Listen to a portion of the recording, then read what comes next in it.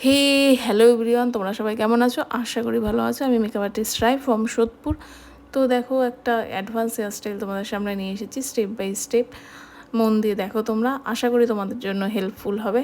এই হেয়ারস্টাইলটা প্রথমে আমি ভালো করে হেয়ারটাকে কম করে নিয়েছি, তারপরে মিডিল পার্টিং করে নিয়েছি। মিডিল পার্ট করার পর ওখান থেকে আমি হেয়ার ভি শেপ করে ওখান থেকে হেয়ার বার করে ব্যাক সাইড থেকে ওখান থেকে ওটা এই হেয়ারগুলোকে নিয়ে আমি চটি করে নিয়েছি। চটি অ্যাজ এ বেস হিসাবে তোমরা দেখতেই পাবে কি করছি আমি।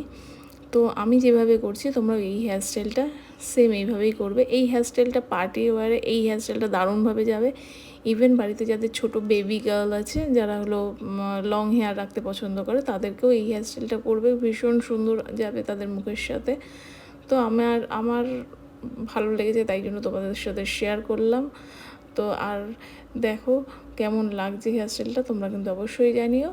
আর এই যে প্রথম ব্যাক সাইডে ওরকম একটা চটি করে নেওয়ার পর তারপরে আমি সামনে সি সেকশন বার করে কিছুটা চুল রেখে নিলাম।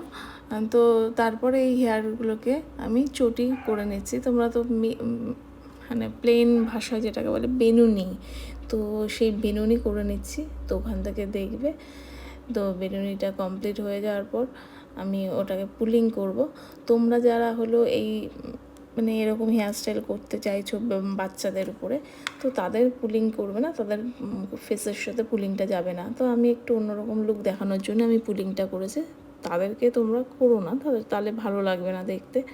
তারা ওই হেয়ারস্টাইলটা করে যে কোনো জায়গায় যাবে, তো ভালো লাগবে বাচ্চাদেরকে ফেসের সাথে।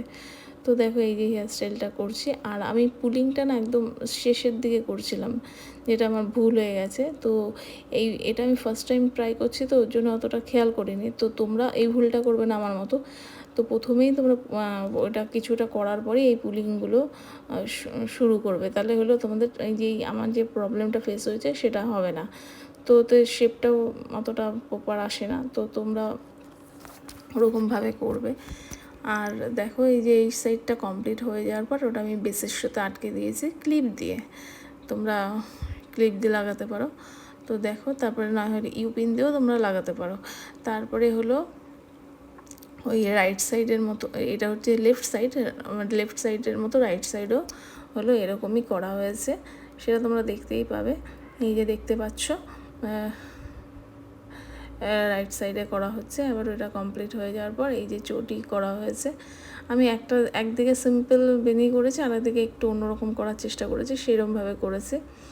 তো এই যে দেখতে পাচ্ছ চটি করে ওটাকে পুলিং করাটা কমপ্লিট লেফট সাইডে। এবার রাইট সাইড ধরা হয়েছে, রাইট সাইডে অ্যাজ যেমন করা হয়েছে তেমনই করছি। তো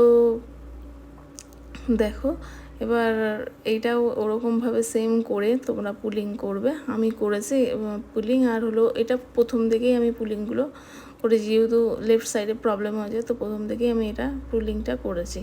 তো পুলিং করে তারপরে ওই যে বেসটা দেখবে, ওই বেসের সাথে আমি ওটাকে ক্লিপ দিয়ে আটকে দিয়েছি।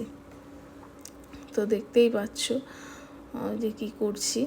তো এটা রিপিট হয়ে গেছে হেয়ারস্টাইলটা। যাই হোক, এই যে দেখতেই পাচ্ছ আর বুঝতেই পারছো, তোমাদের সুবিধার জন্য আমি যতটা পেরেছি করেছি। অ্যাকচুয়ালি একা ভিডিওগ্রাফি করতে আর সঙ্গে হেয়ারস্টাইল করতে প্রবলেমই হয়, তো তাও আমি যতখানি পেরেছি তোমাদের সামনে তুলে ধরার চেষ্টা করেছি।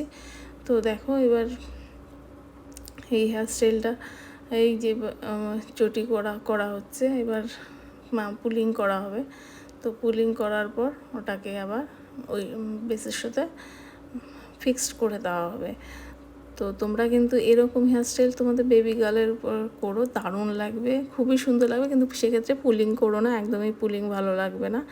আর এই যে বেসের সাথে লাগিয়ে দেওয়া হচ্ছে, বাস এদিকে কমপ্লিট, দেখতেই পাচ্ছ এদিকে কমপ্লিট।